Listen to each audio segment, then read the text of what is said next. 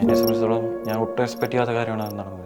ഞാനൊരു സ്പോർട്സ്മാനായിരുന്നു, അത്ലറ്റായിരുന്നു. എൻ്റെ degree bachelor of sports management ആയിരുന്നു. ഞാൻ സെക്കൻഡ് ഇയർ പഠിക്കുന്ന ടൈമിൽ എനിക്ക് ഹാംസ്ട്രിങ് ഇഞ്ചറി പറ്റിയായിരുന്നു. സോ അങ്ങനെ ഇരിക്കുന്ന ടൈമിൽ ആണ് എൻ്റെ ഒരു ഫ്രണ്ട് എനിക്ക് ഈ ലോയിസിസിനെ കുറിച്ച് ഇങ്ങനെ പറഞ്ഞ് തന്നത്. അപ്പോൾ ഓപ്പർച്യൂണിറ്റി ഉണ്ടെന്ന് എനിക്ക് മനസ്സിലായി.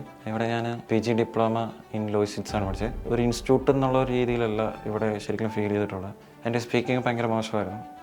ഇംഗ്ലീഷിൽ തെറ്റുകൾ പറ്റും, നമ്മൾ ട്രൈ ചെയ്താൽ ബെറ്റർ ആകും എന്നൊരു എന്നാ പറയുക, ഒരു മോട്ടിവേഷൻ തന്നപ്പോൾ നമുക്കും തോന്നി ഓക്കെ എന്നെക്കൊണ്ട് പറ്റും. ഞാനതങ്ങനെ ട്രൈ ചെയ്തു.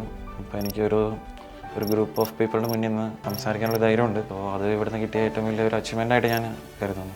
അതുപോലെ തന്നെ ഞാനിവിടെ പ്രൈം ക്ലബ്ബിൽ വൈസ് പ്രസിഡൻ്റ് ആയിരുന്നു. എങ്ങനെ ഒരു ഗ്രൂപ്പ് ഓഫ് പീപ്പിളിനെ മുന്നോട്ടേക്ക് നയിക്കണമെന്ന് ഞാൻ ഇവിടെ നിന്ന് പഠിച്ചു. ഓരോ പരിപാടികളും ചാർട്ട് ചെയ്യേണ്ടതും ഓരോരുത്തരുടെ റെസ്പോൺസിബിലിറ്റിയിൽ എങ്ങനെ ഡിവൈഡ് ചെയ്ത് കൊടുക്കണമെന്നും എല്ലാം ഇവിടെ നിന്ന് ഞാൻ പഠിച്ചു. ഇവിടുത്തെ പ്ലേസ്മെൻറ്റിൻ്റെ സപ്പോർട്ട് ഇത്രയും സപ്പോർട്ട് ചെയ്യുമെന്ന് ഞാൻ ഒരിക്കലും തിങ്ക് ചെയ്തിട്ടില്ല. എൻ്റെ കോഴ്സ് ഡിസംബറിൽ കഴിഞ്ഞായിരുന്നു. ഞാൻ ഒരു 4 മാസത്തോളം ഒരു ബ്രേക്ക് എടുത്തായിരുന്നു.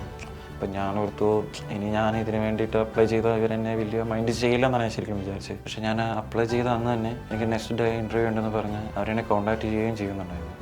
സോ എന്നെ സംബന്ധിച്ചിടത്തോളം ഞാൻ ഒട്ടും എക്സ്പെക്ട് ചെയ്യാത്ത കാര്യമാണ് അത് നടന്നത്. അങ്ങനെ സെക്കൻഡ് ഇൻ്റർവ്യൂ വരികയും അതിൽ അറ്റൻഡ് ചെയ്ത് എനിക്ക് ജോബ് റെഡിയാവുകയും ചെയ്തപ്പോൾ ഞാൻ ഭയങ്കര ഹാപ്പി.